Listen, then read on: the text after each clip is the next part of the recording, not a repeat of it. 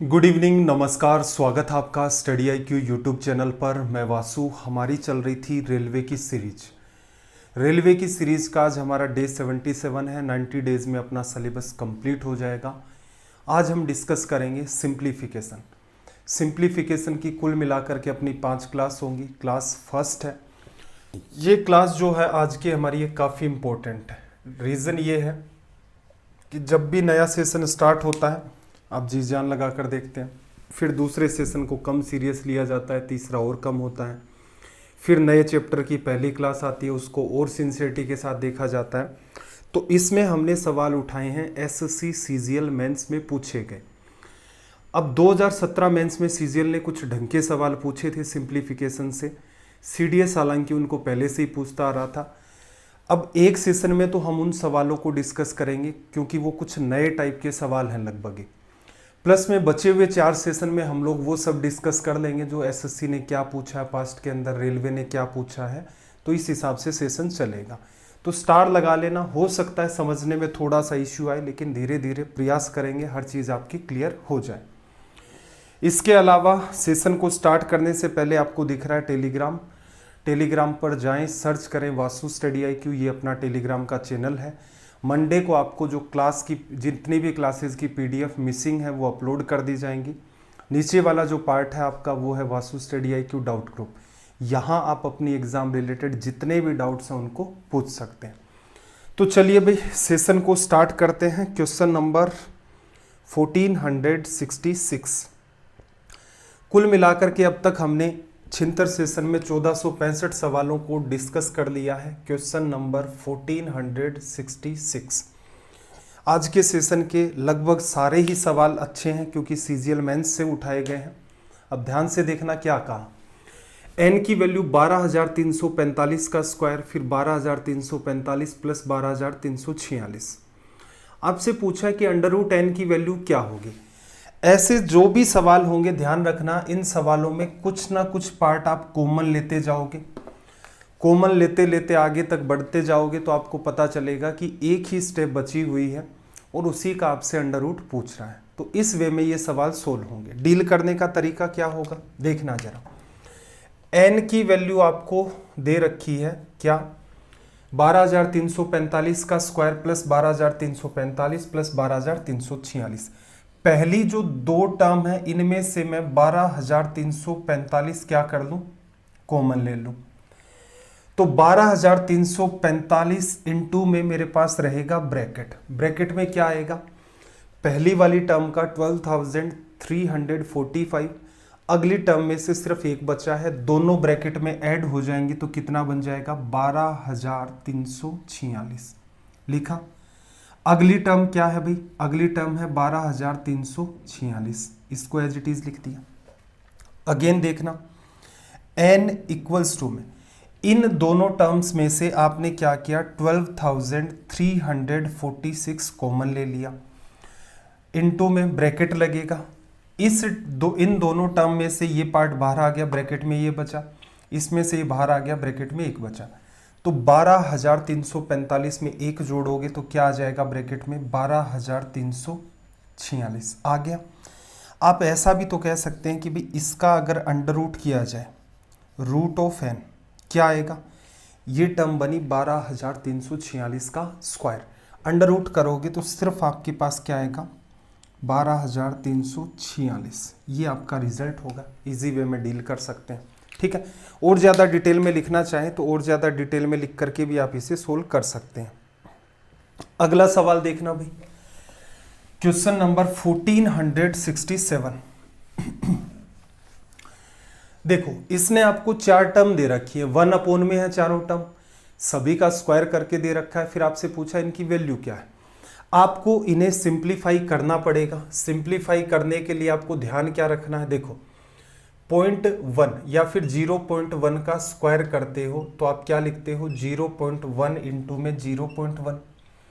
Point हटा करके deal करें, एक को एक से गुणा किया कितना आ गया 1, लेकिन एक प्लेस छोड़कर डेसिमल, एक प्लेस छोड़कर डेसिमल, तो यहाँ 2 प्लेस छोड़कर डेसिमल लगेगा तो इधर क्या लगा देते हो आप 0।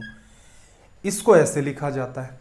ऐसे ही 0.01 का होल स्क्वायर क्या आएगा 0.0001, क्योंकि 1 का स्क्वायर तो 1 होगा, लेकिन 4 प्लेस छोड़ करके आपको डेसिमल लगाना पड़ेगा। अब देखो पहली जो टर्म है वो क्या बनी, 1/0.01। इसे अगर सिंप्लीफाई करना है तो क्या कर दें, ऊपर नीचे आप 100 का गुणा कर दो भाई। 100 का जैसे ही आप मल्टीप्लाई करोगे ये 100 बन गया, नीचे 1 बन गया। 100 में 1 का भाग दिया तो रिजल्ट क्या आ गया आपका 100, पहली टर्म का रिजल्ट। दूसरी टर्म के अंदर देखना नीचे क्या बना, आप जब स्क्वायर करेंगे तो 0.0001 डेसिमल पढ़ चुके हम लोग, वहां भी इन बातों को हमने डिस्कस किया था, मेरे ख्याल से 12वां या 13वें सेशन, ऐसा सा कोई सेशन होगा या 15 के आसपास। 3 सेशन में हमने डेसिमल एंड फ्रैक्शन को कवर किया था। अगर वो सेशन आपने देख रखे हैं तो इस टाइप का कोई कंफ्यूजन आपको पैदा ही नहीं हो सकता। अगली टर्म ये बनी स्क्वायर खोलकर, कैसे सोल्व करें, ऊपर नीचे क्या करोगे आप 10,000 का गुणा, रीजन 4 जीरो आपको 4 पॉइंट के बाद जो डेसिमल है वो हटाना है। नीचे क्या बन गया भाई 1, ऊपर क्या मेंटेन हुआ 10,000 आ गया। क्या एग्जाम में ऐसे लिखना है, नहीं भाई, ये सारा का सारा काम आपको सिखाया जा चुका है। बस एक बार के लिए मैं आपको हिंट दे रहा था कि ऐसे आपको ये चीजें सोल्व करनी होती हैं। पहली टर्म आपने देखी क्या बन गई 100, दूसरी टर्म क्या बन गई 10,000, और इन सबको ऐड करना है तो ऐड करने के हिसाब से ही लिख लो। उससे अगली टर्म देखना 1/0.5 का होल स्क्वायर, 0.5 का होल स्क्वायर, 5 का स्क्वायर क्या होगा 25, 2 प्लेस छोड़कर डेसिमल लगेगा तो क्या आ गया 1/0.25, ऊपर नीचे 100 का गुणा, ऊपर 100 बना नीचे 25, 100 में 25 का भाग दोगे क्या आ जाएगा 4। ऐसे ही अगली टर्म को सोल्व करोगे तो नीचे क्या बनेगा 1/0.0025, ऊपर नीचे 10,000 का गुणा करोगे, 10,000 में 25 का डिवीजन किया कितना आ जाएगा 400। चारों टर्म को सिंप्लीफाई करके लिख दिया, ऐड करना है 400 500 4 तो 10,504, ये लो भैया आपका रिजल्ट। तो इस सवाल में कुछ नया नहीं है, ऐसा कि आपको आता नहीं होगा। मुद्दा ये है, अपना उद्देश्य है बिना किसी गलती के एग्जाम में इसको तुरंत सोल्व करना। 4 टर्म को ऐड करना है, चारों टर्म आपको सिंप्लीफाई करके लिखनी पड़ेगी, तब जाकर के ये तुरंत आपका सोल्व हो जाएगा। देखना भाई एक सवाल और आपके सामने, क्वेश्चन नंबर 1468, क्वेश्चन नंबर 1468, 1468। बात को ध्यान से देखना, इसने क्या कहा, इसने कहा कि यदि f ऑफ x, असल में ये बात देखने में मिलती है 11th-12th की मैथ्स में, f का मतलब होता है फंक्शन, फंक्शन ऑफ x। आगे फिर आपको बताता है कि इस बात को कैसे लिखना है। फंक्शन ऑफ x का मतलब हो गया, इसने खुद एक्सप्लेन किया है कि अगर ऐसा कुछ भी लिखा है, x अगर यहाँ है तो आगे इसे लिखोगे तो ये बन जाएगा इस फॉर्म में, ये दे करके ही रखिएगा आपको। CDS हालांकि ऐसे सवाल सदा से ही पूछता रहा है, SSC ने भी पूछने स्टार्ट कर दिए हैं, एक संभावना है कि भी रेलवे वाले भी सीधे कॉपी पेस्ट कर दें सवाल को, तो ऐसे होगा। अब देखो जो आपके पास टर्म लिखी हुई है f ऑफ 1, उसे क्या लिखोगे आप लिखोगे जैसे x की जगह 1 आ गया तो यहाँ पर जहाँ जहाँ x था वहाँ 1 लिख दो, तो 1/1 माइनस 1/112 लिखा जाएगा। ऐसे ही फंक्शन ऑफ 2 लिखा हुआ है, x की जगह 2 तो यहाँ और यहाँ 2 आएगा तो ये क्या बन जाएगा 1/2 माइनस 1/2 प्लस 1 3। f ऑफ 3 जब आप लिखेंगे तो क्या लिखा जाएगा, अब तो पता चल गया होगा 1/3 माइनस 1/4। ये पैटर्न चलता जाएगा, कहाँ तक है ये 10 तक चलना है, तो ये आ जाएगा 1/10 माइनस 1/11। अब गौर से देखना, आपने इतना कुछ देख लिया, जब आप इसे सोल्व करेंगे सबके बीच में एडिशन का साइन है, इसमें ये जोड़ोगे ये जोड़ोगे ये जोड़ोगे यहां तक। देखो इसकी दूसरी टर्म इसकी पहली टर्म को खत्म कर रही है, इसकी दूसरी टर्म इसकी पहली टर्म को खत्म कर रही है, इसकी दूसरी टर्म अगले वाले की पहली से कट जाएगी, 9वीं जो टर्म आएगी उसका दूसरा पार्ट इसके पहले को खत्म। क्या बचा, सिर्फ आपके पास 1 माइनस 1/11 बचा, सोल्व किया रिजल्ट आ गया 10/11। क्या एग्जाम में इतना डिटेल में करना है, नहीं, तो क्या करें, ये सारा कुछ था समझने के लिए कि f1 की वैल्यू f2 की वैल्यू ये सब कैसे लिखनी है। आपने एक बार देख लिया कि भाई इस सवाल में जो स्टेटमेंट दे रखा है उसका क्या मतलब होता है, तो सीधे सीधे आप शुरुआत करें कहां से, f1 1 माइनस 1/2 लिखा, फिर F2 लिखोगे तो 1/2 माइनस 1/3 बना, आगे लिखते जाओगे, ये पैटर्न चलेगा, ठीक है। और आगे सबसे लास्ट में क्या आ जाएगा 10, 1/10 माइनस 10 और 1 11। अब आप गौर से देखना, इसकी सेकंड टर्म इसकी पहली टर्म को खत्म करेगी, इसकी सेकंड टर्म इधर वाले की पहली टर्म को, यहाँ जो भी आएगा उसकी सेकंड टर्म इसके फर्स्ट को खत्म कर देगी। क्वेश्चन में क्या बचा, क्वेश्चन में बचा 1/1 माइनस 1/11। 11 एलसीएम लिया, 11 माइनस 1 10, और डिवीजन में कितना आ गया 11। ये अपना हो गया यहाँ से रिजल्ट। तो इनको डील करने का आपका ये तरीका होता है। आगे फिर देखना भाई, एक सवाल है आपके सामने, इस सवाल का आप ऐसा करो, स्क्रीनशॉट ले लो। प्राइम फैक्टर आपसे पूछा गया है अभाज्य गुणनखंड, हालांकि इसे हम लोग डिस्कस कर लेंगे अपनी इसी के अंदर, लेकिन आज डिस्कस नहीं करेंगे। ये आपका है होमवर्क, ठीक है, इंपॉर्टेंट सवाल है। सवाल देख लेते हैं एक बार क्या है। n की वैल्यू है 3 की पावर 14 प्लस 3 की पावर 13 माइनस 12। तो आपसे पूछा है n का सबसे बड़ा अभाज्य गुणनखंड क्या होगा, सबसे बड़ा प्राइम फैक्टर क्या होगा। एक तरीका तो ये है कि आप उसे ऊपर वाली बात को थोड़ा सा सिंप्लीफाई करके इजी वे में लिख लें और आगे रिमाइंडर थ्योरम का सहारा ले लें, या तो आप सारे को ही सिंप्लीफाई करते जाएं आगे तक उसे सोल्व करें। अगर आप वहां तक नहीं सोल्व करें तो आप क्या करें, रिमाइंडर थ्योरम का सहारा ले लें। जैसे 100 के फैक्टर करोगे तो 100 का फैक्टर जैसे मैं कहूँ 5 भी तो होता है, तो इसका मतलब 100 में 5 का भाग लगेगा। तो आप उस चीज़ को रिवर्स डायरेक्शन में चेक कर लें, 79 का डिवीजन जा रहा है या नहीं जा रहा है, नहीं जा रहा उसको हटाओ, फिर 73 का देख लो, फिर 13 का देख लो, 11 का देख लो, बड़े से छोटे की तरफ, क्योंकि हमसे सबसे बड़ा प्राइम फैक्टर पूछा गया, ठीक है। ट्राई करना, रीज़न क्या है, फैक्टराइजेशन आपको सिखा दिया है, रिमाइंडर थ्योरम आपको सिखा दिया कि कैसे क्रॉस चेक किया जाता है, एक नए टाइप का सवाल आपके सामने रखा गया है। चलो भाई अगले सवाल की तरफ मूव करते हैं। थोड़ा सा ध्यान देना इस सवाल पर, ये सारे के सारे सीजीएल मेंस के ही सवाल हैं। सवाल नंबर 1470, 1470। देखो इसने क्या कहा, n की जो वैल्यू है वो क्या है 9 की पावर 9, ठीक है। n के कितने धनात्मक घनों से विभाज्य है, n तो n कितने धनात्मक घनों से विभाज्य, इसका मतलब क्या है, इसके अंदर आप n के अंदर कोई संख्या है x और उसका भी क्या है क्यूब का डिवीजन होना चाहिए।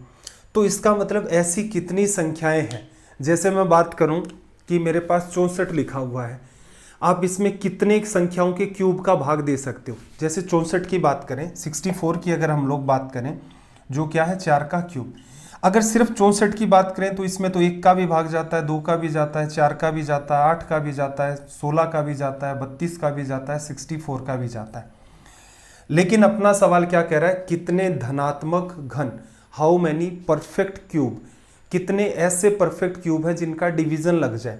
तो आप कहेंगे कि भी 64 के अंदर 1 के क्यूब का डिवीजन लगता है, 64 के अंदर आगे 2 का जो क्यूब होता है 8 उसका भी डिवीजन लगता है, और 64 के अंदर 4 का क्यूब उसका भी डिवीजन लगता है। क्या 8 का क्यूब, 16 का क्यूब, 32 का क्यूब, 64 का क्यूब, इनका डिवीजन लगेगा? नहीं लगेगा। यही बात आपसे यहां पर पूछी गई है। डील करने का सबसे आसान तरीका क्या होता है, जब भी हमें कोई संख्या दी जाती है तो हम उसे प्राइम फैक्टर की फॉर्म में ब्रेक करते हैं। अब तक तो भूल गए होंगे मेरे ख्याल से क्या प्राइम फैक्टर कैसी बात कर दी। जैसे 12 को क्या लिखते थे 2 इंटू 2 इंटू 3, 2 का स्क्वायर इंटू 3 की पावर 1। तो ये 2 और 3 क्या आपके प्राइम फैक्टर है। 9 के अंदर क्या करें भाई, सिंपल है, 9 को लिख लो 3 का स्क्वायर और पावर कितनी 9। तो एक्चुअल में संख्या जो बनी वो क्या है 3 की पावर 18। सोल्व कैसे करें, एक बार के लिए तरीका देख लो भाई। क्या इसमें एक, अगर मैं एक का भाग, एक मानूं कि 1 के क्यूब का क्या इसमें भाग जा रहा है, तो आप कहेंगे बिल्कुल जा रहा है। ओड नंबर है, 2 का तो वैसे ही भाग नहीं जाना, 2 के मल्टीपल का भी नहीं जाना। क्या इसमें 3 अगर मैं संख्या मानता हूं तो मुझे भाग किसका देना है, क्यूब का। क्या 3 के क्यूब का भाग जा रहा है? तो आप कहेंगे बिल्कुल 3 की पावर 18 में 3 के क्यूब का डिवीजन जाएगा। अगर मैं यहां पर संख्या मानूं 3 का स्क्वायर, असल में 9, तो क्या 3 का स्क्वायर कर दूं? देखो ध्यान से देखना, यहां पर यही मामला उलझेगा। एक संख्या आपने 1 मानी, फिर 3 की पावर 1 मानी, फिर 3 की पावर 2, 3 की पावर 3, इस हिसाब से आप बढ़ाते जा रहे हैं। डिवीजन किसका करना है? जो भी संख्या मान रहे हो उसका क्यूब करोगे और उसका इसमें डिवीजन होना चाहिए। तो यहां से आप संख्याएं क्या लिखते जा रहे हो? 1 लिया, 3 की पावर 1, 3 की पावर 2, 3 की पावर 3, ये आपका पैटर्न चल रहा है। 3 की पावर 4, 3 की पावर 5, इस हिसाब से। लेकिन डिवीजन आपको किसका करना है? इन संख्याओं का क्यूब करने के बाद जो संख्या आएगी उसका डिवीजन। इसीलिए ये सवाल थोड़े से, देखो एसएससी ने इस बार ऐसे 2017 में ऐसे पूछे थे जो डिफरेंट टाइप के थे। अगर किसी बच्चे का कॉमन सेंस डेवलप नहीं है, पहली बार वो सवाल देखता, उससे नहीं सोल्व होते, क्योंकि उनको चाहिए ट्रिक हर सवाल में कि इसकी भी कोई ट्रिक बना करके बता दो कि इतनी पावर दे रखी है, इतने का भाग दोगे तो ये आपका रिजल्ट आ जाएगा। पहले बात को अंडरस्टैंड करो। इधर आप मान रहे हो संख्याएं, क्योंकि 3 के मल्टीपल के अलावा और कोई संख्या मान ही नहीं सकते यहां पर। चलो इसका क्यूब करोगे तो ये क्या आ जाएगा? 3 का क्यूब। ये क्या आ जाएगा? 3 की पावर 6, ये 3 की पावर 9, 3 की, एक मिनट, यहां पर 3 की पावर 4, 5, 6। इसका क्यूब करोगे 3 की पावर 12, 3 की पावर 15, 3 की पावर 18। ये हमने क्या कर लिया? क्यूब। एक्चुअल में संख्याएं तो आपकी यही हैं, और इन्हें भी अगर आप डिटेल में देखें तो असल में ये क्या है? ये है आपका 9, ये क्या है आपका भाई 27, ये क्या है आपका 81। क्लियर है? इन सब का आप इधर से क्यूब लेते जा रहे हो। अब मुझे एक बात बताओ, 3 की पावर 18 में क्या 3 की पावर 3 का भाग जाएगा? जाएगा, क्यों नहीं जाएगा भाई? ये इससे कटेगा, ऊपर पावर क्या बचेगी? सिर्फ और सिर्फ 3 लेस हो जाएगी। सर्ट्स एंड इंडिसेस में पढ़ा था 15। क्या इसका भाग जाएगा? अरे सीधी सी बात है, क्यों नहीं जाएगा भाग? लिखते जाओ। देखो 3 कितनी बार है? 18 बार। नीचे 3 कितनी बार है? 6 बार। 6 बार तो कट गया, 12 बार बच गया। ये नीचे कितनी बार लिखा हुआ? 3 गुणा 3 गुणा 3, 9 बार। ऊपर 18 बार है, 9 बार कट गया, बचा हुआ इतनी बार भाग चला गया। नीचे 12 बार है, 12 बार कट जाएगा, रिमेनिंग का पार्ट है, उतनी बार डिवीजन जाएगा। 3 की पावर 15, 15 बार 3 लिखा हुआ है, बिल्कुल 15 बार कट जाएगा, 3 गुणा 3 गुणा 3 बचेगा। 3 की पावर 18, नीचे 3 कितनी बार है? 18 बार। तो एक्चुअल में नंबर तो हमारे ये वाले हैं, शर्त लेकिन उसकी ये थी कि जो भी आप नंबर ले रहे हो उनके घनों का भाग इसमें जाना चाहिए। इसके अलावा अगर मैं 3 की पावर 7 लेता हूं, उसका क्यूब करेंगे, 3 की पावर 21 होगा। क्या इसमें 3 की पावर 21 का भाग जाएगा? नहीं जाएगा। 3 18 बार है, 3 21 बार है, 18 बार कट गया, नीचे क्या बचा? 1/3 इंटू 3 इंटू में 3, 1/27। डिवीजन जाता तो पूरा पूरा कटता। तो इसका मतलब यहां से आगे बात खत्म। कितनी संख्याएं हैं? 1 6, तो ये सीधे सीधे, और एक ये 7। अब ये सवाल आपको लगता है, मतलब मुझे उम्मीद वैसे तो कम ही रहती है, लेकिन मेरा एक टारगेट ये था कि भाई ये सवाल कुछ अलग टाइप के पूछे गए थे, एक बार बच्चा इनसे गो थ्रू हो लेगा जो पकड़ना चाहता। अब इसके अंदर यूज किस किस का है भाई? आपको जैसे फैक्टराइजेशन पढ़ाया था, या फिर नंबर ऑफ फैक्टर्स आपको चैप्टर पढ़ाया था, वो आना चाहिए। सर्ट्स वाला चैप्टर भी आपको आना चाहिए, वरना कई बच्चों का तो मन गवाही नहीं देगा, सर 3 की पावर 18 में 3 की पावर 15 का कहाँ भाग जा रहा है? 3 की पावर 3 ऊपर बच गया। तो इस टाइप के सवाल आपके सामने क्रिएट हो सकते हैं। तभी मैंने कहा है कि ना तो मैं किसी ट्रिक से आप किसी बच्चे को पढ़ाता हूँ, ना प्रीफर करता हूँ। रीज़न ये है कि कॉमन सेंस एक बार आपका डेवलप हो जाए, फिर आप उस टाइप के कितने भी सवाल पूछें, भविष्य में इससे जुड़ा हुआ कोई भी सवाल आएगा आप कर ले जाएंगे। हालांकि इस पर टाइम थोड़ा सा ज़्यादा लग रहा है। अगर हम इसी बात को एसएससी में करते तो एसएससी में एक तरीका और सीखते। अब रीज़न ये है कि यहाँ पर मुझे उम्मीद कम लग रही है, तो मैं ज़बरदस्ती आपको उन तरीकों के साथ भी नहीं घसीटना चाहता कि एक तरीका सीखने में ही हमें 8-10 सवालों की नीड पड़ती है। तो यहाँ पर पेशेंस बना के रखें और चीज़ों को थोड़ा सा समझने का प्रयास करें। देखो भाई एक अलग टाइप का सवाल और है, ये तो पता नहीं कब से सवाल पूछे जा रहे हैं इस टाइप के, तो किसी बच्चे ने नहीं देख रखे हैं तो इनको देखना जरूर। देखो 1471। एक बात बताना, 11 का स्क्वायर करते हो कितना आता है? 1 2 1। अगर 111 का स्क्वायर करें निकाल करके देखें। देखो 111 को 111 से गुणा करना है, क्या करोगे 1 का गुणा 111 से, ऐसे ही तो लिखा जाता है। फिर इस 1 का 111 से, फिर इस हिसाब से लिखा जाएगा। ये करोगे यहाँ पर, 1 मिनट क्या गड़बड़ कर दी भाई हमने, 1 मिनट देखो 111 फिर 1 2 3 2 1, तो यहाँ पर क्या आया 1 2 3 2 1, ये बन गया। अगर आप यहाँ से एक छोटा सा कॉमन सेंस लगाते हैं कि 1 1 1 कितनी बार है, 4 बार, होल स्क्वायर करोगे क्या आएगा 1 2 3 4 फिर 3 2 1। तो इसका मतलब जितनी आपकी टर्म्स होती हैं वहाँ तक मामला चलता है। अगर 4 स्टेप होती तो 4 बार 1 4 बार 1 4 बार 1 4 बार 1, तो 1 आता, फिर 2 1 आते, फिर 3 1 की वजह से फिर 4 1 आते। तो ये आपका पैटर्न चलता है। इस बात का विशेष ध्यान रखना, ये जो भी संख्याएं दे रखी हैं, कल को आपको ये भी कह दे कि 5 बार 1 है, 11,111 का स्क्वायर करो, तो कोई नहीं, 1 से लेकर मामला 5 तक चला लो, चला लिया, फिर रिड्यूस कर दो, 4 3 2 1, ये लो। तो मेरे ख्याल से अब आप रिलेट कर ले जाएंगे इस लॉजिक को, क्या काम करता है। इसने यही बात इधर वाली जो संख्याएं हैं उनका अंडर रूट करके डाला। अब एक बात बताओ, पहली संख्या का अंडर रूट क्या आएगा, इसको मिटा देते हैं। पहली जो संख्या आपके पास उसका अंडर रूट निकालेंगे तो आपके पास 11 आएगा, ये तो हर बच्चे को पता है। अगले वाले का क्या आएगा भाई, अगले वाले का देखो 1 2 3 तक चल रहा है, तो 3 आपके पास क्या आएंगे 111। अगले में देखो 4 तक मामला चल रहा है, तो आपके पास क्या आ जाएंगे 4 बार 1। इनको ऐड करके बताना है, ऐड कर दिया 3 3 2 1 1233। तो ये आपका हो गया इस सवाल का रिजल्ट। हालांकि ऑप्शंस नहीं डाल रखे हैं तो देख लेना। तो इस पैटर्न को भी आप ध्यान रखेंगे, कई बार इस टाइप का पैटर्न आपसे पूछा जा चुका है। चलो भाई, अलजेब्रा में रेशनलाइजेशन पढ़ा था, सिंप्लीफिकेशन में आगे के सेशन जब हम लोग पढ़ेंगे तो आपके सामने ये सारी की सारी चीजें आ जाएंगी कि अलजेब्रा का भी अच्छा खासा यूज होता है। जैसे इस सवाल में रेशनलाइजेशन का यूज होगा, जैसे ऊपर या तो ब्लू वाला मान लो सवाल या नीचे ब्लैक वाला, 2 + √2 है, फिर कुछ डेटा है, फिर कुछ डेटा है, फिर लास्ट में 2 - √2, इसकी वैल्यू क्या होगी। देखो पहली टर्म तो आपके पास क्या है 2 + √2, और सबसे आखिरी टर्म क्या है 2 - √2। तो √2 प्लस का है, √2 माइनस का, उसको तो कर दे खत्म, 2 और 2 4। कौन सी टर्म का एडिशन है, फर्स्ट और लास्ट का। अब आपके पास बीच में 2 टर्म बनी, आपका मन करे तो इनको रेशनलाइज करके लिख लो। कौन सी टर्म, 1 में 2 + √2 और प्लस का साइन 1 में 2 - √2। आपका मन करे रेशनलाइज कर ले। रेशनलाइजेशन अलजेब्रा में हमने सीखा था कि कैसे स्पीड से सीधे सीधे लिखा जाता है।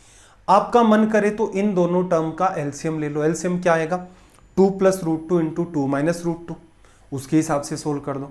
जैसे मैं रेशनलाइजेशन से लिखता हूं तो पहली टर्म को क्या लिख दूं, ऊपर नीचे 2 - √2 का गुणा करेंगे हम लोग, नीचे क्या आ जाएगा 2 का स्क्वायर - √2 का स्क्वायर, 4 - 2 2। अगली टर्म ऐसे ही। अब जहां मैंने देखो अलजेब्रा पढ़ाया था तो ये बातें कही थी कि भाई ये रेशनलाइजेशन आपको अच्छे से सीखना है। कुछ बच्चे सीरियस लेते ही नहीं है कि ठीक है चल रहा है, बस एक सिलेबस करना है। तो जिस हिसाब से आप इन अपनी जो खुद की तैयारी है उसको जितना सीरियस लेते हैं, वैसे ही आपके रिजल्ट आगे आकर के तैयार हो जाते हैं। एक एक चीज़ को सीरियस लें। अब आपको इधर उधर की बात नहीं कहता मैं, कोई भी फालतू बात नहीं करता कि ऐसा कर दो, ये कर दो, वो कर दो, ऐसा हो रहा है देश में, वैसा हो रहा है। मेरा उद्देश्य ये है, आपका जो टाइम है, हो सकता है आपको प्रीशियस ना लगे, लेकिन मेरे को महसूस होता है कि भाई कुछ बच्चे ऐसे होंगे जिनका आखिरी अटेम्प्ट होगा इस रेलवे की एग्ज़ाम में, उसके बाद उनकी डेट है वो ओवर हो जाएगी, ओवर एज हो जाएंगे, उसके बाद उनके पास क्या बचेगा, स्टेट लेवल की कुछ एग्ज़ाम्स होंगी। अब हर स्टेट के वैसे ही बुरे हालात बने हुए हैं, पता नहीं कब एग्ज़ाम होती हैं, कब रिजल्ट आते हैं। क्लियर है। तो जो काम मैं आपको पैरेलल में कहता जाता हूँ उसको कर लिया करें। रीज़न ये है कि आपकी आंखों के सामने एक चैप्टर होता है, अलजेब्रा पढ़ रहे हैं, रेशनलाइजेशन आपको दिख रहा है कि एक पार्ट है। मुझे पूरी मैथ्स में दिख रहा है कि रेशनलाइजेशन अलग अलग जगह पर यूज होता है। अब जिस बच्चे ने वहाँ कमांड बना ली वो सीधे सीधे इतना लिखेगा, इसको सोल्व करना है। एलसीएम तो दोनों का क्या है 2 आ गया, -√2 से ये वाला पार्ट कट गया, क्या बचा भैया आपके पास 2/2, 1 2/2 1, 4 में 1 और 1 2 जोड़ दिया, रिजल्ट कितना आ गया 6। आसान है। दिखने में हालांकि सवाल आपको टिपिकल लग रहा होगा, लेकिन सवाल एकदम इजी है। देखो भाई, एक सवाल और आया अपने पास अलजेब्रा पर ही बेस्ड, ये भी सवाल है। देखना क्या कह रहा है। Question number 1473। दो धनात्मक संख्याओं का योग 14 है। दो नंबर्स हैं, उनको ऐड करोगे 14 आएगा। उनके वर्गों के मध्य का अंतर कितना है? 56। उनके वर्गों का योग आपसे पूछा है। सिंपल सी बात है। देखो a प्लस बी, एक संख्या a मानी, एक आपने b मानी, दोनों का एडिशन कितना है भाई? 14। फिर क्या कहा? दोनों के स्क्वायर का डिफरेंस कितना बता रहा है? 56। एक बात बताओ, क्या आप इसे ऐसा नहीं लिख सकते? a प्लस बी इंटू में a माइनस बी लिखा जा सकता है। अब यहां से देखो, a प्लस बी की वैल्यू आप चाहें तो 14 लिख दे। ये 14 अगर यहां लिखोगे तो इससे कट जाएगा। तो आपने क्या देखा? a प्लस बी की वैल्यू तो 14 है और a माइनस बी की वैल्यू कितनी है? 4।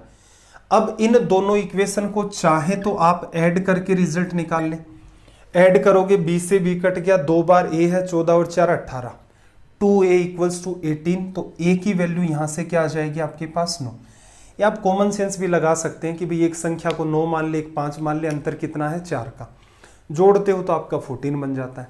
चलो, a की वैल्यू ये आ गई, b की वैल्यू कितनी आ गई? रख के देख लो भाई। a की वैल्यू 9 रखोगे, b की 5। क्या पूछा है? इनके वर्गों का योग, सम ऑफ देयर स्क्वायर्स। 9 का स्क्वायर कितना? 81। 5 का स्क्वायर कितना? 25। 106। ये लो भाई आपका रिजल्ट। तो इसमें भी कुछ खास था नहीं, इजी वे के अंदर आप डील कर सकते हैं। अगर थोड़ी सी भी आप में समझदारी है तो इतना कुछ लिखने की नीड नहीं है। फॉर्मूले को क्यों एक्सप्लेन करें? पढ़ा हुआ है अलजेब्रा में, फॉर्मूले पर बेस्ड भी कई सारे सवाल कर रखे हैं। चलो भाई, एक सवाल और देखना आगे।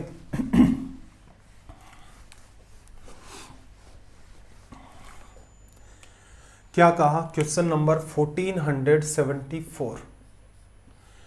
1474 में देखो क्या कहा है।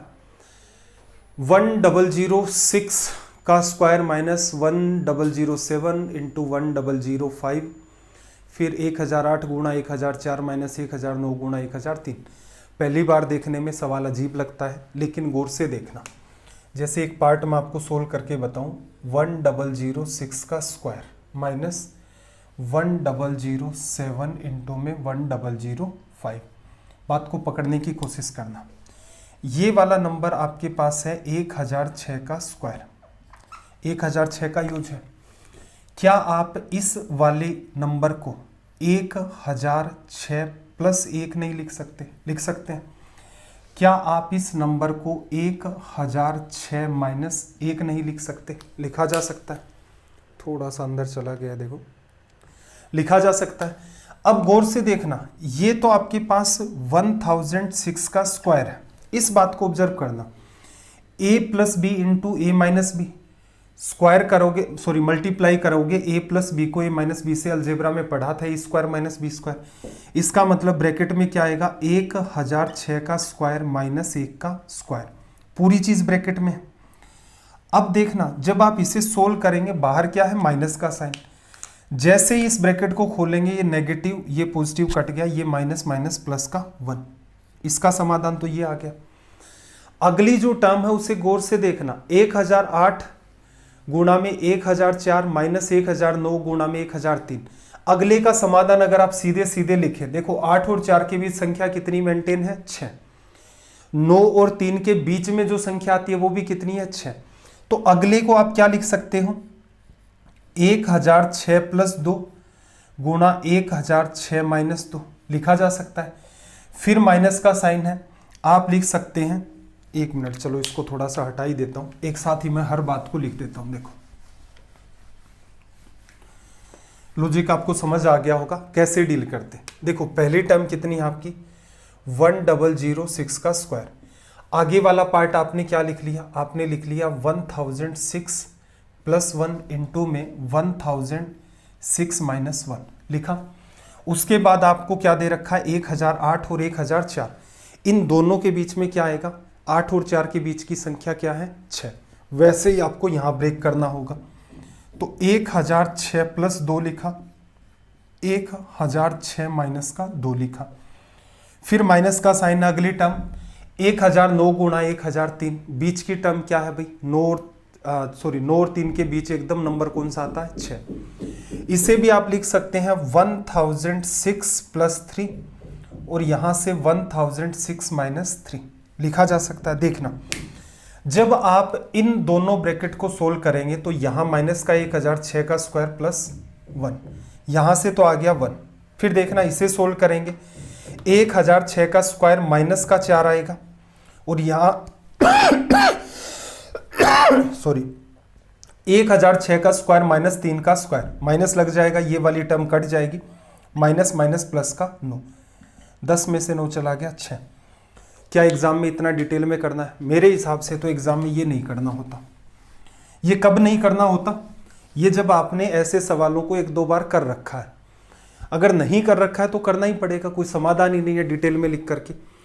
तो आप पहली टर्म और दूसरी टर्म से सीधे सीधे कंक्लूजन निकाल सकते हो, तीसरी और चौथी टर्म से सीधे सीधे कंक्लूजन निकाल सकते हो। एक बार मेरे साथ सोच करके देखना कि ये ब्रेक कैसे होगा। गुणा तो नहीं होगा, ये तो तय है, क्योंकि इसका रिजल्ट छोटा सा आ रहा है और वैल्यू अजीबोगरीब दे रखी है। तो जैसे आपने पहले पार्ट को देखा, पहली 2 टर्म 1006 का स्क्वायर माइनस, ब्रैकेट में 1006 का स्क्वायर माइनस 1 आ गया, यहां से रिजल्ट बना 1। अगली टर्म क्या आई भाई, 1006 का स्क्वायर माइनस का 4 बना, तो यहां से आप लिख सकते हो माइनस का 4। फिर देखो 1006 का स्क्वायर माइनस का 9, तो माइनस माइनस प्लस का 9 आ गया, बाकी तो सब कुछ कट गया, 10 में से 4 चला गया 6। कब आएगा ध्यान रखना, कई बच्चे क्या रट्टू तोते की तरह बस बात को सुन लेते हैं कि एग्जाम में ऐसे करना है, फिर खुद ट्राई करते हैं, होता नहीं है, फिर कमेंट करते हैं कि शॉर्ट ट्रिक क्यों नहीं बताते इन सवालों की। एक बात बताओ, इनकी क्या शॉर्ट ट्रिक बनेगी भाई? कोई है लॉजिक? सीधे रटवाने का कोई प्रयास करूंगा, ऐसे ऐसे टर्म है, इनका डिफरेंस होगा, ये कट जाएगा, वो कट जाएगा, फिर खुद कंफ्यूज हो जाएंगे। इंपॉर्टेंट है, अलजेब्रा का एक छोटा सा फॉर्मूला है a minus b into a plus b, जिसका result a square minus b square लिखते हैं, उसी पर बेस्ड ये सवाल बना रहा है। अब इस सवाल में चाहता 2 टर्म और ऐड कर देता, उसकी क्या फर्क पड़ता था? तो अप्रोच को सीखें कि कैसे डील किया जाता। अप्रोच समझ में आ गई, फिर ना तो कोई फॉर्मूला ध्यान रखना है, ना आपको कोई ट्रिक ध्यान रखनी है।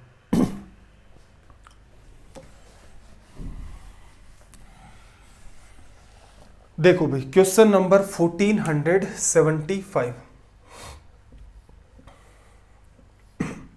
देखना, 3 अंकों वाली ऐसी कितनी संख्याएं हैं जिनमें सभी अंक विषम हैं? असल में देखा जाए ये सवाल आपका परम्यूटेशन का,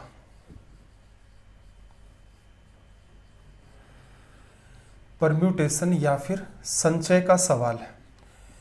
देखो, परम्यूटेशन कॉम्बिनेशन को थोड़ा बहुत तो हम लोग डिस्कस करते हैं जब बैंक को पढ़ते हैं, क्योंकि प्रोबेबिलिटी में एटलीस्ट कॉम्बिनेशन का, सॉरी संचय नहीं, परम्यूटेशन होता आपका क्रमचय और कॉम्बिनेशन होता आपका संचय।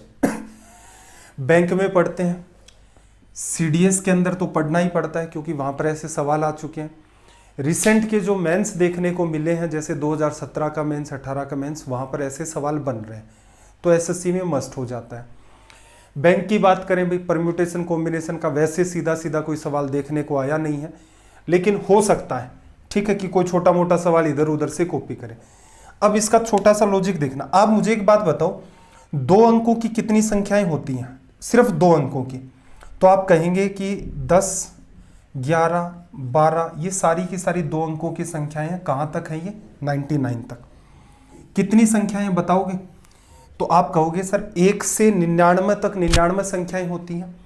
9 संख्याएं आपने हटा दी, तो ये आपकी टोटल मिलाकर के कितनी संख्याएं हैं? 90 नंबर्स, 90 संख्याएं हैं। अब एक बात बताओ, 2 अंकों की संख्याएं अगर आपको बनानी है, परम्यूटेशन का जो लॉजिक है असल में मैं उसे थोड़ा सा एक बार समझाने का प्रयास करता हूं, बात पकड़ में आए तो। 2 अंकों की संख्या बनाओगे, 1 अंक यहां लिखोगे, 1 अंक यहां लिखोगे। एक बात बताओ, क्या यहां पर ऐसे मैं लिख दूं 0, 2, क्या ये 2 अंकों की संख्याएं हैं? नहीं, ये 2 अंकों की संख्या नहीं है। 0, 2 क्या होता है? कुछ नहीं होता, 2 ही होता है। ऐसे तो कोई कह देगा 03, 04, फिर कल को एक और आ जाएगा 3 अंकों की संख्या भी है 0, 2, कोई कह देगा कि 4 अंकों की भी तो संख्या 2 है। तो असल में देखा जाए संख्या के लेफ्ट साइड में अगर आप 0 लगा देते हैं उससे कोई फर्क नहीं पड़ता। ऐसा नहीं होगा कि उसके डिजिट बढ़ जाएंगे, ये इलॉजिकल बात होती है, ऐसा कुछ भी एग्जिस्ट नहीं करता। ठीक है, तो इसका मतलब यहां पर आप क्या क्या रख सकते हो इस बॉक्स में। इस बॉक्स में आप 1 रख सकते हो, 2 रख सकते हो, 3 रख सकते हो, कहां तक 9। आपके पास 9 अंक यहां रखने लायक है। इस बॉक्स में ये तो राइट साइड वाला पार्ट आ गया संख्याओं का। क्या इसमें 0 रखा जा सकता है? बिल्कुल। आप कहेंगे बिल्कुल सर, 2 रखोगे राइट साइड में 0 रखा जा सकता है, संभव है। तो इस बॉक्स में आप 0 भी रख सकते हो, 1 भी, 2 भी, 3 भी, 9 तक रख सकते हो। कितने ऑप्शन है आपके पास? 10। कितनी संख्याएं बनेगी? 9 अंक यहां से, 10 अंक यहां पर है। 9 गुणा 10, रिजल्ट कितना आ जाएगा? 90। ये मल्टीप्लाई क्यों किया भाई? इसका रीजन तो जब परम्यूटेशन हम लोग पढ़ेंगे तभी एक्सप्लेन किया जाएगा। 2 केस होते हैं, और केस होता है, एक आपका एंड केस होता है। ठीक है, उसमें ये बात क्लियर होगी। मैं जो आपको लॉजिक पकड़ाने का प्रयास कर रहा हूं वो ये है कि जरूरी नहीं होता है कि आप हमेशा नंबर्स को ऐसे काउंट करें इस टाइप से। ठीक है, कल को कोई कह दे कि 3 अंकों की कितनी संख्याएं होती हैं, तो आप एक तो दिमाग ये लगाओगे कि कहां से शुरू होती हैं? 100 से। कहां तक जाती हैं? 999 तक। कितनी संख्याएं घटा दें? 1 से 999 की गिनती में 99 तक की संख्याओं को लेस कर दोगे तो संख्याएं कितनी मिलेगी? 900। बना करके करते तो क्या होता? बना लो, 3 अंकों की संख्याएं बनानी है, 3 बॉक्स। इस बॉक्स में आप 0 नहीं भर सकते, इसके अलावा आपके पास छूट है 1 2 3 4 5, तो यहां 9 अंक आ सकते हैं। अब इन दोनों में 0 भी भर सकते हो, बाकी अंक भी, तो 10 अंक यहां आ सकते हैं, 10 अंक यहां आ सकते हैं। रिजल्ट निकालोगे तो 9 इंटू 10 इंटू में 9 कितना आ गया? 900। ठीक है, तो ये परम्यूटेशन, कॉम्बिनेशन एंड प्रोबेबिलिटी तीनों एक ही टाइप के पार्ट होते हैं। बड़ा ही मज़ेदार सा सेशन होता है। तो जब इन सारी की सारी चीज़ों को पढ़ लेंगे, जब भी कभी बैंक के लिए या CDS या फिर CGL के लिए सीरीज फिर से स्टार्ट होगी तो उसमें प्रयास करेंगे इन सेशंस को डिटेल में देख लें। चलो भाई, इतना अगर लॉजिक आपको समझ में आ गया है तो आप इस सवाल को कर सकते हैं और इस टाइप के किसी भी सवाल को आप डील कर सकते हैं, कोई समस्या नहीं होगी। आपसे उसने कहा कि 3 अंकों की संख्याएं बनानी है। चलो भाई, 3 बॉक्स बना लिया आपने। और क्या कह रहा है? इनके अंदर सभी के सभी अंक विषम होने चाहिए, ओड नंबर। तो एक बात बताओ, इस बॉक्स में क्या क्या भर सकते हो? 0 तो आपका इवन है, तो इसमें 1 भर सकते हो, 3 भर सकते हो, 5, 7 और 9। कितने अंक भर सकते हो? 5। इसमें भाई सारे ही अंक ओड रखने, तो यहां भी आपके पास 5 चॉइस है, और इस वाले में भी कितनी चॉइस है आपके पास? 5 ही चॉइस है। आपके पास इसके अलावा 0 भरने की, 2 4 6 8 भरने की चॉइस ही नहीं है। 5 अंक यहां आ सकते हैं, 5 यहां आ सकते हैं, 5 यहां आ सकते हैं। सबका क्या कर दो? गुणा। रिजल्ट क्या आएगा? आप 125 अंक, सॉरी, ऐसे 125 संख्याएं आप क्रिएट कर सकते हैं। कल को कोई भी सवाल चेंज हो सकता है।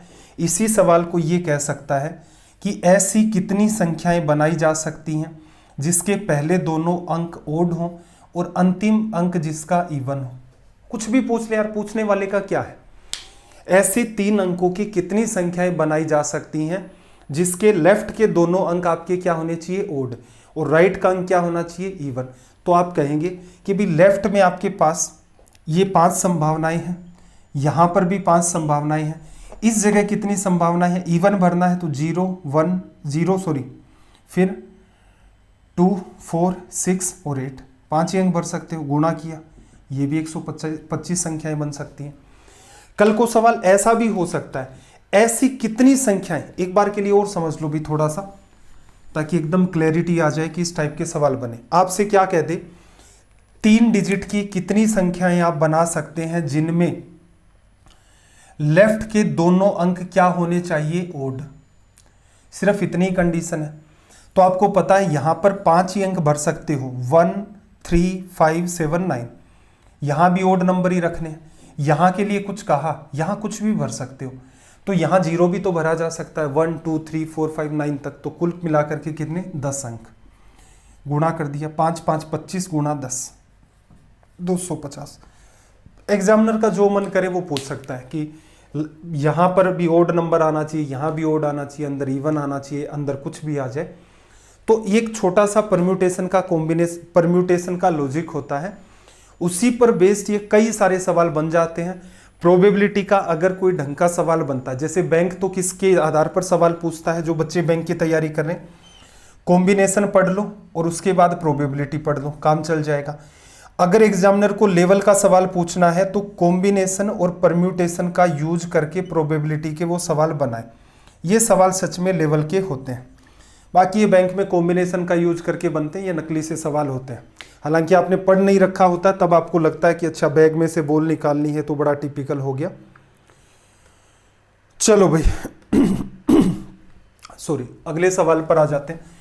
देखो सेशन के स्टार्टिंग में मैंने कहा था, हालांकि हम रेलवे के लिए पढ़ रहे हैं, लेकिन मैं आपको सीजीएल 2017 मेंस में पूछे गए सवालों को डिस्कस करवा रहा हूं जो सिंप्लीफिकेशन पर बेस्ड थे। अब यहां पर आप ये नहीं कह सकते मुझसे कि सर ये अजीबोगरीब लेवल क्यों। मुझे लगा ऐसा कि इस टाइप के, मान लो जितने भी सवाल करवा रहे हैं, क्या फर्क पड़ता है, आपको अंडरस्टैंड ही तो करना है। इनमें कौन सी चीज ऐसी बता दी जिसको आपको रटना पड़ रहा है। एक बार इनको देख लो, मान लो एक दो सवाल भी आ जाएगा इस टाइप का सिंप्लीफिकेशन से, तो वो आपकी लीड होगी। हालांकि आपको भी पता है कि एसएससी के बच्चे भी आपके साथ एग्जाम में बैठेंगे, तो वो तो उन सवालों को करेंगे। जिसने सिर्फ और सिर्फ रेलवे ही सपना बना रखा है, तो वो उस लेवल की तो मैथ्स नहीं पढ़ता होगा जिस लेवल की एसएससी वाले बच्चे पढ़ते हैं।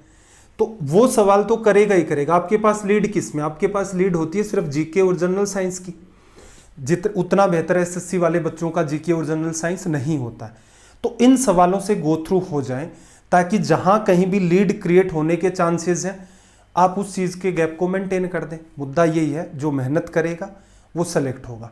तो आप भी मेहनत करने से ना घबराएं। देखो क्या कहा, यदि 10 विभिन्न धनात्मक पूर्णांक पॉजिटिव इंटीजर हैं, इनका योग कितना कहा है, 100 है। इन 10 संख्याओं में सबसे बड़ी संभावित संख्या क्या है।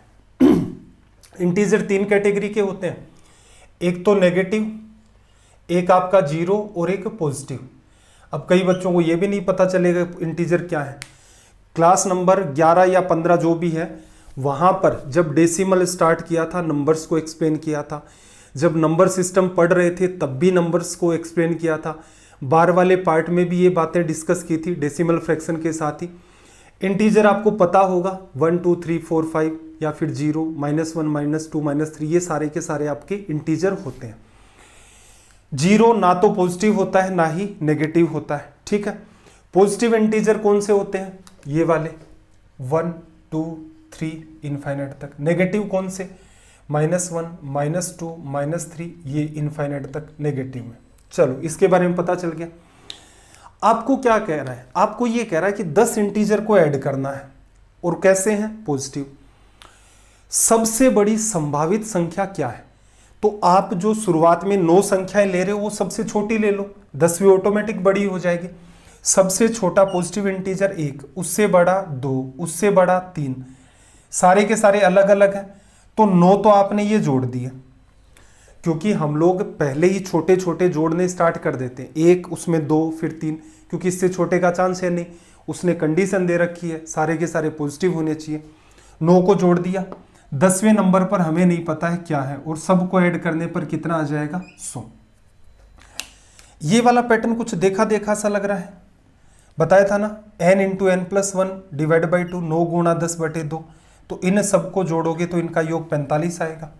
तो x की वैल्यू क्या होगी, 100 - 45। तो इसका मतलब आप बड़े से बड़ा इंटीजर यहां पर क्या काम में ले सकते हैं, 65। क्या गड़बड़ की है भाई,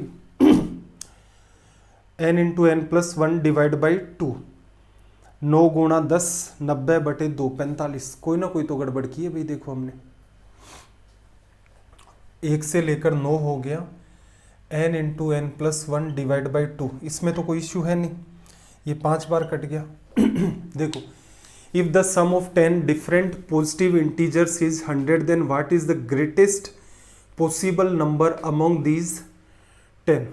अच्छा, अरे ये गड़बड़ कर रहे हैं भाई, 65 थोड़ी ना आएगा, 55 आएगा, ठीक है। इस टाइप की सिली मिस्टेक ध्यान रखना, एग्जाम में बहुत बार हो जाता है, बच्चे फेस करते हैं कि 100 में से 45 लेस कर रहे हैं तो भी देखो 65 बच रहा है। इस टाइप की सिली मिस्टेक भी हो जाती हैं। इनका क्या समाधान है भाई, इनका समाधान इतना ही है, मॉक टेस्ट दिया करो। पिछली क्लास में डिस्कशन किया था मॉक टेस्ट के बारे में कि कैसे आपको अटेम्प्ट करने होते हैं, और मॉक टेस्ट देने के बाद आपको क्या करना होता है, जो कि सबसे ज़रूरी बात होती है। चलो भाई, क्वेश्चन नंबर 1477, सवाल नंबर 1477। देखना, अलजेब्रा पर बेस्ड ये पैटर्न होता है। अब अलजेब्रा पर बेस्ड पैटर्न, अलजेब्रा थोड़ी सी ठीक होगी तो काम हो जाएगा। ए की वैल्यू 0.216 प्लस 0.008 अपोन में 0.36 प्लस 0.04 माइनस 0.012। अब ये सवाल ऐसा है, इतनी बार पूछा है, हर एग्जाम ने इनको बार बार पूछा है। देखो एक्चुअल में ऊपर जो बात है वो क्या है, 0.6 का होल क्यूब प्लस उससे अगली बात क्या है, 0.2 का होल क्यूब। अब ये कैसे पता चला, क्योंकि जब ये इस पैटर्न के सवाल बनते हैं आपको आगे से देखकर ही पता चल जाएगा। पहली बात तो अलजेब्रा का आपको फॉर्मूला ध्यान हो, ऐसे हम लोग कई सारे सवाल करेंगे क्यूब पर और स्क्वायर पर बेस्ड ये सवाल बनते हैं। नीचे वाला पार्ट क्या है 0.6 का स्क्वायर, फिर क्या है आपके पास 0.2 का स्क्वायर, फिर माइनस का क्या है 0.6 इंटू में 0.2, यही बन रहा है। एक्चुअल में अगर आप देखें तो ऊपर वाली बात मेरे पास क्या है, x cube plus y cube, नीचे वाली बात क्या है x square plus y square minus का एक्स वाई, ये पैटर्न है। अगर आप इस बात को लिखते हैं तो इसका रिजल्ट क्या लिखा जाता है, ये लिखा जाता है एक्स प्लस वाई इंटू में x square plus y square minus का एक्स वाई, ये वाली बात। इस बात को ऐसे लिखा जाता है, अलजेब्रा में पढ़ा है। नीचे क्या बात दे रखी है भाई, नीचे आपको दे रखा है x square plus y square minus x y. अब एक बात बताओ, ये पार्ट इस पार्ट से कट जाएगा, तो इसका मतलब इस पूरे का रिजल्ट एक्चुअल में देखोगे तो क्या बचेगा, सिर्फ x प्लस वाई। जिस बच्चे को ये वाली बात पकड़ में है, पकड़ में कब आएगी, पहली बात अलजेब्रा में आपको कहा था, हालांकि हमने बहुत सारे सवाल बिना फॉर्मूलों भी कर लिए थे, क्यूब के सवाल थे, वैल्यू अज्यूम कर करके कर लिए थे, फिर भी मैंने आपको कहा था स्क्वायर और क्यूब के फॉर्मूले याद रखने हैं। रीजन क्या है, यहां पर कुछ अज्यूम नहीं कर पाओगे, यहां आपको एक बार पता है तब तो ये सवाल तुरंत के तुरंत सोल्व हो जाएंगे। अब अगर आपको ये सारा का सारा मामला पता है तो इस सवाल को आप एग्जाम में कैसे डील कर सकते हैं, देखना। इस पूरे को मिटा देता हूं, वैसे तो अलजेब्रा का क्यूब का पैटर्न यहां पर यूज हो रहा है, सवाल को आपने रीड किया और इस लैंग्वेज के अलावा सवाल नीचे जैसे 0.12 है माइनस का, उसकी जगह 13 भी नहीं कर सकता। अगर 13 कर देगा तो ये सवाल इतना कॉम्प्लेक्स होगा कि कैलकुलेटर के बिना सोल्व ही नहीं हो पाएगा, तो इसका भी ध्यान रखना है। ए की वैल्यू क्या आएगी, आपको पता चला कि भाई 0.6 का क्यूब है और 0.2 का क्यूब है, सब कुछ कट गया, 0.6 प्लस 0.2 बचेगा यहाँ पर, तो जो वैल्यू क्या होगी 0.8। बी वाले में देखना जरा, बी में क्या है, A cube minus B cube upon A square A B plus B square, ये पैटर्न बनेगा। अब आपको पकड़ना है 0.7 किसका क्यूब होता है भाई, 9 का क्यूब करते हो तो कितना आता है, 9 का क्यूब आप करते हैं तो कितना आता है 729, और 0.9 का करोगे तो 0.729, तो इसका मतलब यहां आएगा 0.9 माइनस अगली टर्म क्या आ जाएगी 0.3, इनमें से इसको लेस करोगे तो ये क्या रिजल्ट देगा आपका 0.6 लिखा जाएगा। अब आपसे क्या कह रहा है, ए स्क्वायर प्लस बी स्क्वायर। देखो ये ऊपर वाला जो भी हमने खेल किया है पूरा का पूरा प्योर अलजेब्रा पर बेस्ड है। फॉर्मूला आप अगर याद करना नहीं चाहते तो सत्य वचन सुन लो, ये सवाल नहीं सोल्व होते, आपको पता होना चाहिए। अगर आपको फॉर्मूला पता है कि भाई ये पैटर्न ऐसे सवालों में ही बनता है, तब आप दिमाग ही मत लगाओ, ऊपर ए प्लस जो भी टर्म लिखी हुई है पॉजिटिव पॉजिटिव है, 0.6 का क्यूब 0.2 का क्यूब, नीचे वाला पार्ट राइट साइड का पार्ट होता है, कट जाता है, रिजल्ट ए प्लस बी, नीचे का ऐसे ही ए माइनस बी मेंटेन होगा, सोल्व कर दिया। अब देखो ए स्क्वायर करोगे तो 8 का 64 और ये पॉइंट का 36, और इसका भी क्या कह रहा है आपसे होल स्क्वायर कह रहा है, 0.64 0.36 एक का स्क्वायर क्या आ जाएगा 1, ये लो रिजल्ट। ठीक है, अलजेब्रा की अगर सीरीज नहीं देख रखी है इसीलिए सिंप्लीफिकेशन को इतना लास्ट में रखा है, चाहते तो उसे शुरुआत में भी कर सकते थे। फिर देखना भाई एक सवाल और आपके सामने कंपैरिजन पर बेस्ड। देखो इस सवाल में इसने आपसे क्या कहा क्वेश्चन नंबर 1478। इसने कहा कि यदि 3 की पावर 33, 3 की पावर 33, 3 की पावर 33 गुणा में 2 की पावर 33, 2 की पावर 33 बराबर 6 की पावर x। सवाल में कुछ भी नहीं है। कैसे?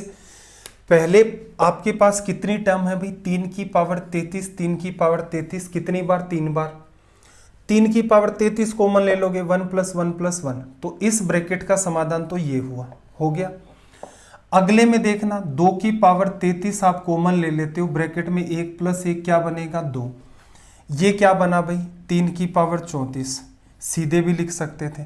2 की पावर 34, 2 × 3 6, पावर सेम है तो लिखा जा सकता है। इक्वल में क्या है? 6 की पावर x। कंपैरिजन हो रहा है, x किसको रिप्रेजेंट कर रहा है? 34 को।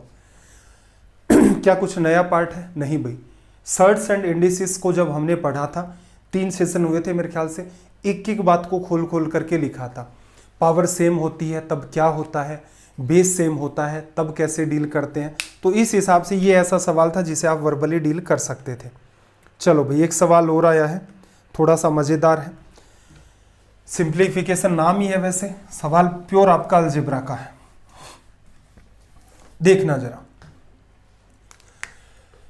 1479 क्या कहा?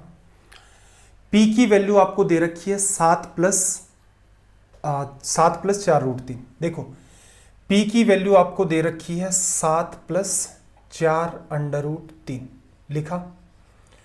अब एक बात बताओ, P × Q क्या है आपका? P × Q 1 है, तो Q को आप क्या 1/P नहीं लिख सकते? लिखा जा सकता है। Q की वैल्यू अगर आप लिखना चाहोगे तो 1/P, 1 में ये आएगा, रेशनलाइज करोगे तो ऊपर नीचे क्या होगा? 7 - 4√3 का गुणा, 7 का स्क्वायर, 4√3 का स्क्वायर, 49 - 48। ये सारा का सारा अलजेब्रा में जो बच्चे शुरुआत से देख रहे हैं, मेरे ख्याल से हर बच्चे को पता होगा, ऐसी कोई भी बात नहीं है। क्योंकि कोई भी XYZ जैसे परम्यूटेशन वाली बात भी पहली बार हम लोगों ने डील की, तो बिल्कुल उसका छोटा मोटा कुछ ना कुछ आपको एक्सप्लेन किया जाएगा। मैं खुद भी जानता हूं कि भाई मैंने ऐसा कुछ आपको पढ़ा भी नहीं रखा है। हो सकता है किसी बच्चे ने परम्यूटेशन, प्रोबेबिलिटी, कॉम्बिनेशन सब पढ़ रखा हो, लेकिन मेरा भी दायित्व बनता है कि मैं आपको हिंट तो दूं कम से कम कि ऐसे डील करते हैं। अगर आपने पुराने वाले सेशन नहीं देख रखे हैं, सिंप्लीफिकेशन में बिल्कुल आपको जोर आने वाला है। हाँ, सवाल सोल्व कर लेंगे, या तो ऐसा होगा टाइम बहुत ज्यादा कंज्यूम होना स्टार्ट हो जाएगा। देखो, ये हो गया। पूछा क्या है भाई आपसे? 1/P², 1/P का स्क्वायर, और प्लस का क्या है? 1/Q का स्क्वायर। 1/Q² को क्या आप P² ही नहीं लिख सकते? लिखा जा सकता है। तो असल में देखा जाए तो देखना, ये किसकी वैल्यू है? P की। ये किसकी है? 1/P की। देखो, 1/P का स्क्वायर प्लस P का स्क्वायर, पीछे पैटर्न पढ़ा था हम लोगों ने कि जब भी कभी आपके पास x + 1/x की, अलजेब्रा के 7 पैटर्न याद आ रहे होंगे, x + 1/x दोनों को ऐड करोगे 14 है, तो x² + 1/x² का रिजल्ट क्या था? 14 का स्क्वायर -2, 194। अब मेरे ख्याल से ये पार्ट आपका रेशनलाइजेशन, अलजेब्रा का पार्ट, x + 1/x के 7 पैटर्न हमने पढ़े थे, इसके बाद 8 वैल्यू को भी हमने देखा था। वो दोनों चीजें मिलकर के एक सवाल बन गया, जिसे हम लोग कहें तो अलजेब्रा का सवाल है। वैसे आप माने तो इसे सिंप्लीफिकेशन भी मान सकते हैं। ये दोनों चीजें नहीं पढ़ रखी हैं, सवाल ऊपर से जाएगा। पढ़ रखी हैं तो इस सवाल को आप वर्बली कर सकते हैं। चलो भाई, एक मजेदार सवाल हो रहा है आपके सामने। मजेदार क्यों है इस बात को देखना। इसने क्या कहा कि n बराबर 1 + 11 + 111 + 1111, इस टाइप से पैटर्न चल रहा है। ठीक है, आपसे पूछा क्या है भाई कि n के अंकों का योग। देखो, n बराबर पहले 1 लिखा है, अंकों का योग 1, फिर 11 लिखा है, अंकों का योग 1 और 1 2, फिर 111 लिखा है, अंकों का योग 1 + 1 + 1 3, फिर आगे कितना? 4। अब आप कहोगे सर इसमें ऐसी बात क्या है? इसमें ऐसी बात यह है कि लास्ट में कितने 1 लिखे हुए हैं ये आपको ऐड करने हैं, ये देखना ही तो पड़ेगा ना। अब इनमें से एक कम या ज्यादा आपने कर दिया तो आंसर गलत आ जाएगा। जैसे ऐड करेंगे तो 3 3 6 3 3 9 1 लग रहे हैं, सबको जोड़ोगे तो योग 9। अब 1 से लेकर 9 तक का एडिशन करना है। पैटर्न क्या है, 9 गुणा में 10/2, n into n plus 1 divide by 2, 45 answer. अब एक बात बताओ, अगर आपने इनको ऐड किया होता कहाँ तक, 8 तक, कि मान लो आप कई बार देखो स्क्रीन पर आप पाते भी होंगे एग्जाम देने जाते हैं तब, कि कई बार आपकी स्क्रीन अजीब तरीके से इसके ऊपर लगता है जैसे किसी ने पेन चला रखा है। तो कई कलाकार बच्चे क्या होते हैं, स्क्रीन के ऊपर ही पेन चलाना स्टार्ट कर देते हैं कंप्यूटर स्क्रीन पर, ताकि आगे वाले जो भी बच्चे आते हैं वो फिर कंफ्यूज होते हैं, मतलब डिस्ट्रैक्शन तो पैदा हो ही जाता है। अगर आप ऐसा काम करते हैं तो ऐसे काम का त्याग करें, थोड़ा सा मेहनत करके जाएं एग्जाम हॉल में।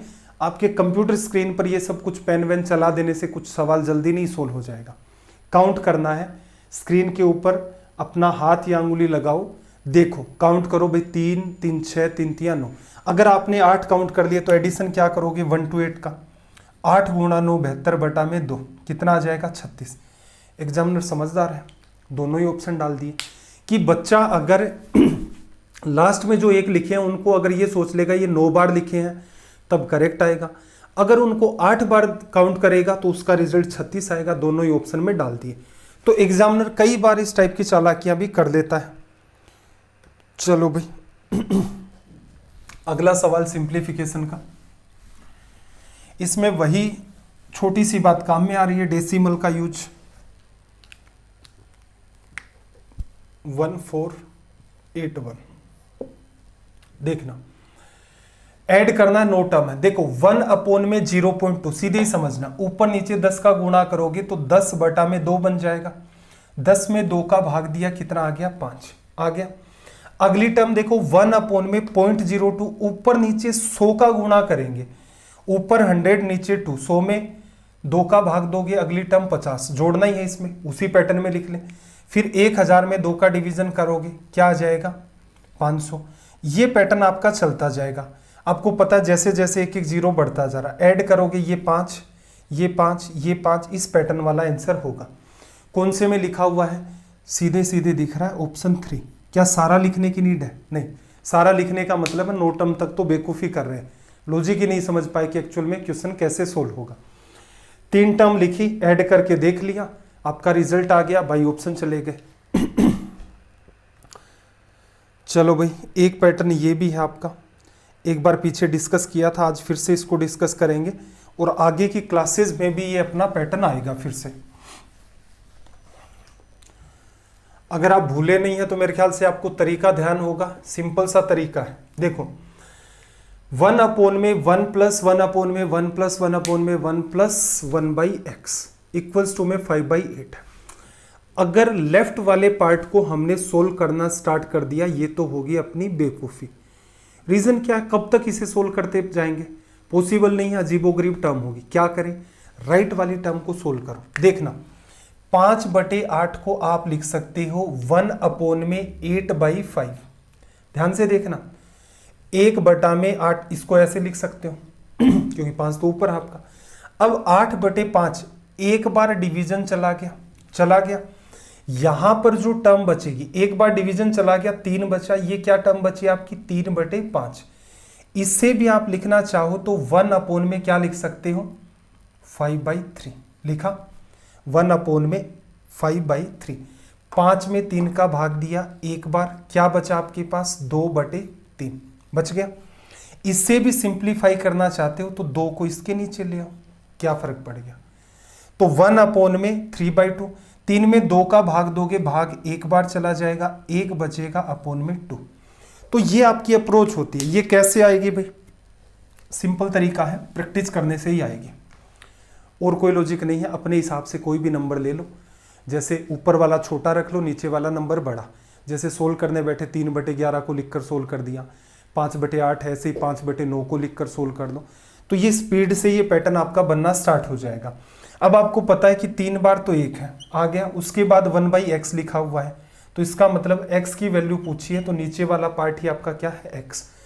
एग्जाम में बिल्कुल ये स्पीड से हो पाता है, कम से कम आपने 8-10 सवाल कर रखे हैं तभी। देखो आपको वो तनाव तो लेना ही नहीं है, कितनी बार 1/में 8/5 करोगे, 8 में 5 का भाग एक बार चला गया, 3 बचा, 3/5 है, 1/में 5 में 3 का भाग दिया एक बार, 2 बचा 2/3, 1/3/2 करोगे तो 1 + 1/2।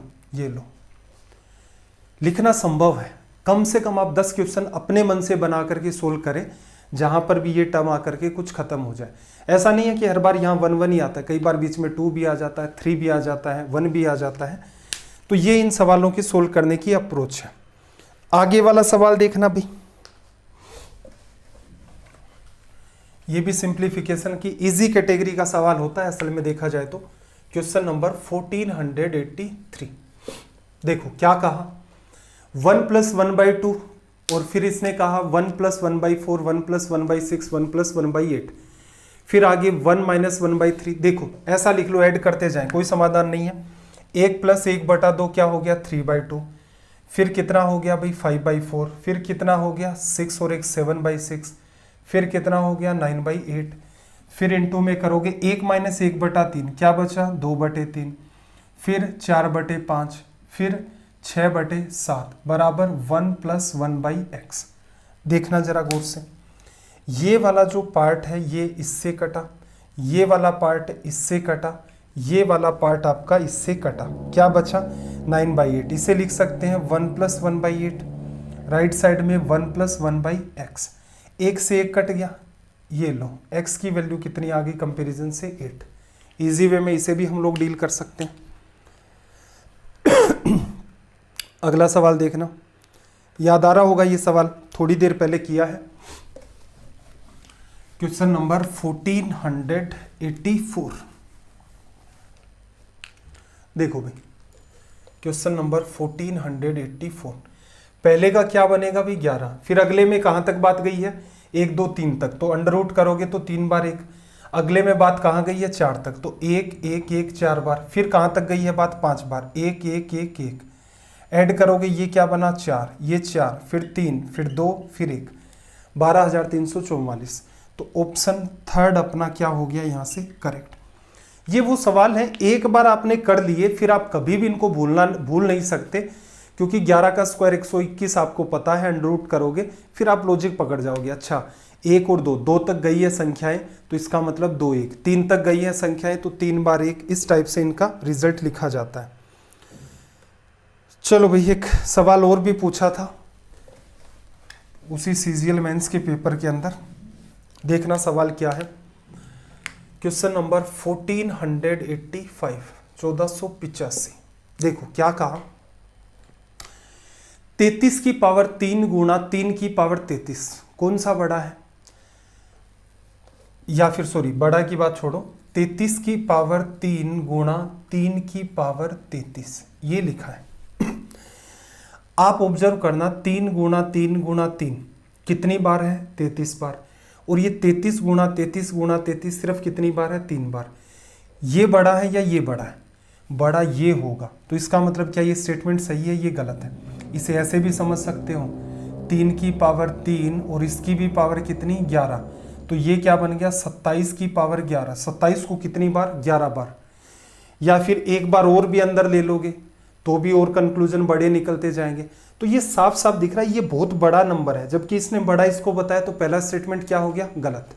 सेकंड स्टेटमेंट देखना, ये कह रहा है कि 333 जो है वो बड़ा है किससे 3 की पावर 3 की पावर 3, 3 की पावर 9 लिख सकते हैं, 3 की पावर 3 की पावर 3, 3 गुणा 3 गुणा 3 कितना हो गया आपका 3 3 9 3 27, फिर 27, फिर 27, काफ़ी बड़ा रिजल्ट आ गया। वैसे भी दिख रहा है 3 की पावर 9 बहुत बड़ा रिजल्ट होगा और ये बड़ा इसको बता रहा है, तो ये स्टेटमेंट भी गलत है। रिजल्ट क्या होगा, कौन से या कौन सा कथन सत्य है, कोई सा भी सत्य नहीं है, इसका मतलब ऑप्शन 4 नीदर 1 नोर 2। चलो भाई एक सवाल ये है, ये भी मेरे ख्याल से निपटा लोगे, पीछे हमने किया था, बस थोड़ा सा ध्यान क्या रखना उस बात को समझ लो। सिंप्लीफाई करने का तरीका डेसिमल में हम लोग पढ़ चुके हैं, आज भी सवाल शायद हमने 2 ऐसे किए थे जिन्हें डिटेल में किया था। देखना a 1/0.4 इस टाइप से पैटर्न चल रहा है, 8 टर्म्स है, तो देखो 1/0.4 है, ऊपर नीचे 10 का गुणा करोगे तो 10/4 क्या लिखा जाएगा 2.5 बन गई पहली टर्म। अगले में ऊपर नीचे 100 का गुणा करोगे तो ऊपर 100 बनेगा, नीचे 4, 100 में 4 का भाग दोगे 25। उससे अगले में देखना, ऊपर नीचे 1000 का मल्टीप्लाई, ऊपर 1000, नीचे कितना 4, तो वो टर्म कितनी बनी 250। तो आपको पता चल गया कि पैटर्न ऐसे चलेगा 2.5, फिर इसका 10 गुणा 25, इसका 10 गुणा, इसका 10 गुणा 2500, ये ऐड करोगे तो ये तो आ गया 0.5, यहाँ से 5 और 2 7, यहाँ से 5 और 2 7, फिर यहाँ से 5 और 2 7, क्योंकि ये 25 बढ़ता जा रहा है।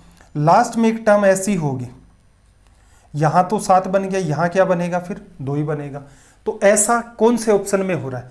वैसे तो ये 7-7 वाला जो लॉजिक आपको लगातार दिख ही रहा है, ऑप्शन थर्ड आपका क्या हो गया करेक्ट, लिखा जा सकता है। ऐसा सा ही सवाल देखो एक आगे फिर बन रहा है, ये आपका रहेगा भाई होमवर्क, क्वेश्चन नंबर 1487। अगेन इसको लिख लो होमवर्क, डेसिमल का सॉल्यूशन ही है सिंपल सा।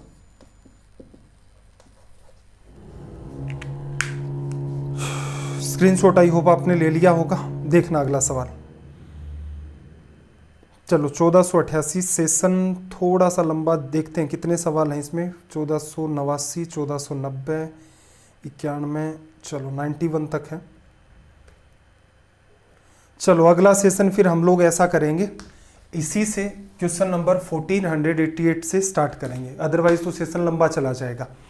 अगर कोई बच्चा आज ये जो अगले जो सवाल होने वाले उनका स्क्रीनशॉट लेना चाहे तो एक सवाल आपके सामने ये है, इसका एग्जैक्ट सोल्व करोगे तो टाइम किल होगा। तो इस सवाल को जो सोल्व करने का आपका तरीका है वो क्या होगा, कोई पर्टिकुलर के अंदर पैटर्न आपको एज्यूम करना पड़ेगा। जैसा कि हमने सर्ड सिंडिसिस में अंडर रूट के सवाल किए थे, सीरीज चल रही थी, उसी के कंपैरिजन में कुछ हमने पर्टिकुलर माना था। तो इसका स्क्रीनशॉट ले लो। आगे वाला सवाल ये है 1489, चाहो तो स्क्रीनशॉट ले लो, एक बार खुद से ट्राई करके देखना। उससे अगला सवाल 1490, इसका भी स्क्रीनशॉट ले लो भी। 1491, ये तो वैसे कर सकते हो, इजी है। चलो ये आज अपना हो गया है डे 77 कंप्लीट। पीडीएफ जो भी हैं आपको मंडे को मिल जाएंगी, थोड़ा सा पेशेंस बना करके रखें। आपको पहले भी कहा था कि थोड़ा सा आजकल बिजी शेड्यूल चल रहा है। मंडे को इनकी आपको पीडीएफ मिल जाएंगी, इवनिंग तक या फिर नाइट तक। पैटर्न वही रहेगा अपनी पीडीएफ का कि पीडीएफ में ही क्लासेस के लिंक होते हैं, उनमें लिखा रहता है कि यहाँ पर क्लिक करोगे तुरंत उस क्लास पर पहुँच जाओगे। तो ढूंढने की भी नीड नहीं होगी, प्रिंट आउट भी निकलवा सकते हैं। सवाल हमने खूब सारे कर दिए, लगभग 1500 सवाल। तो मेरा अनुमान ये है कि अगर एग्ज़ाम 10-12 दिन भी आगे खिसकती है तो पूरा ये मान के चले हम लोग कुल मिलाकर के 2000 के आसपास सवालों को डिस्कस कर चुके होंगे। तो आप भी पैरेलल में जी जान लगाएं। अगर अभी भी सोए हुए हैं थोड़ा सा तो जागने का प्रयास कर दें, क्योंकि एग्ज़ाम और इतनी सारी वैकेंसियाँ बार बार नहीं निकलेंगी, एक बार निकलती हैं 3-4 सालों में। अब तब तक क्या होगा, कैसा कंपटीशन रहेगा, सीधी सी बात है भाई। बहुत सारे बच्चे ऐसे भी होते हैं जो पढ़ना चाहते हैं लेकिन सही गाइडेंस नहीं मिलता। कई हवाबाज उनको ऐसे मिलते हैं कि ट्रिक ये ट्रिक वो ट्रिक वो ट्रिक के चक्कर में उनका बेड़ा गर्क कर देते हैं कि बच्चा कहता है कि नहीं मुझे समझाओ। समझाना नहीं है, ट्रिक है, ये सवाल है इसकी ट्रिक, ये सवाल है इसकी ट्रिक। अब उनको कोई सही रास्ता दिखाए कि ये मैथ्स इंग्लिश जितने भी सब्जेक्ट हैं इनको समझा जा सकता है, बशर्ते कोई समझाने वाला हो। जिस दिन उनको सही राह मिल गई वो जाहिर सी बात है भाई मेहनत खींच करके कर ले जाएंगे। रास्ते में बताते ही रहते हैं टीचर।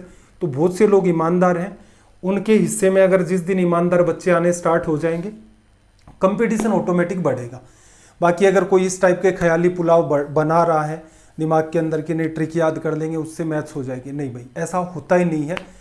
हो सकता है इस बात का रियलाइजेशन आपको बहुत लेट हो, तो बेटर ये है अंडरस्टैंड करें। अंडरस्टैंड करेंगे तो भी आपके सवाल ट्रिक के कंपैरिजन में फास्ट होंगे, दिमाग पर प्रेशर नहीं बनेगा, इजी वे में। कल को आपके बच्चे भी कुछ कहेंगे कि भाई ये समझा दो तो आप समझा देंगे। आज से 10, 15, 20 साल बाद क्या ये कहोगे बच्चों से कि ये ट्रिक है इसकी, इस सवाल की भी वो कह रहा है कि समझाओ मुझे पापा मम्मी, आप कह रहे हो नहीं ट्रिक है इसकी। तो ऐसा कैसे चलेगा? तो थोड़े से समझदार बने। सेशन कैसे लगते हैं कमेंट किया करें, होमवर्क को भी एटलीस्ट कमेंट कर दिया करें। कोई सजेशन है वो भी आप कमेंट में डाल सकते हैं। आपका दिन रात सब मंगलमय हो। मिलते हैं अगली क्लास में। जय हिंद, जय भारत।